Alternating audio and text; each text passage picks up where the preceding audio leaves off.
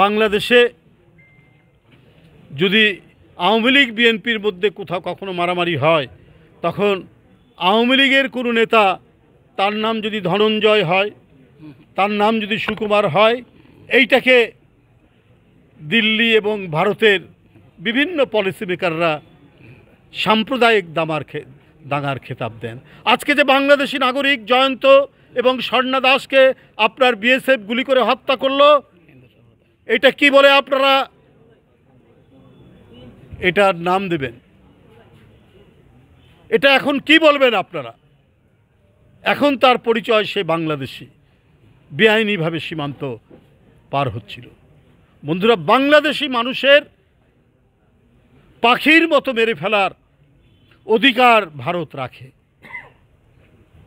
কিন্তু বাংলাদেশ থেকে শিশু কিশোরের ঘাতক, অপরাধী এবং হাজার লক্ষ কোটি চোরেরা দিল্লি পুনর্বাসন করে,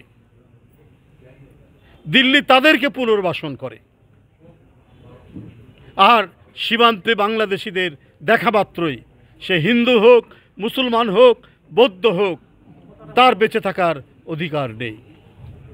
তাই সাংবাদিক বন্ধুরা, আজকে আমরা বাংলাদেশের চারিদিকে এমন এক পরিস্থিতির মধ্যে, যে পরিস্থিতিতে বাংলাদেশের স্বাধীনতা সার্বভৌমত্বকে কবজার মধ্যে রাখতে চায়, মুঠোর মধ্যে রাখতে চায়।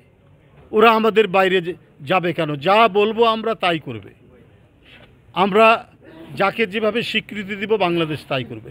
শেখ হাসিনা সেটাই মেনে নিয়েছিলেন, কারণ উনি নিজের জনগণকে কৃতদাস হিসাবে রাখতে চান তার ক্ষমতার জন্য।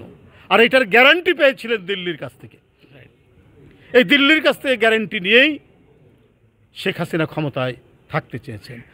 বাংলাদেশে মানুষের যে নির্বাচন, ভোটের অধিকার, তার বেঁচে থাকার অধিকার, এগুলো সমস্ত কিছু পদদলিত করে, তোরা যে যা বলিস ভাই, আমার সোনার ক্ষমতা চাই, আমার সোনার হরিণ চাই, এটাই ছিল শেখ হাসিনার নীতি।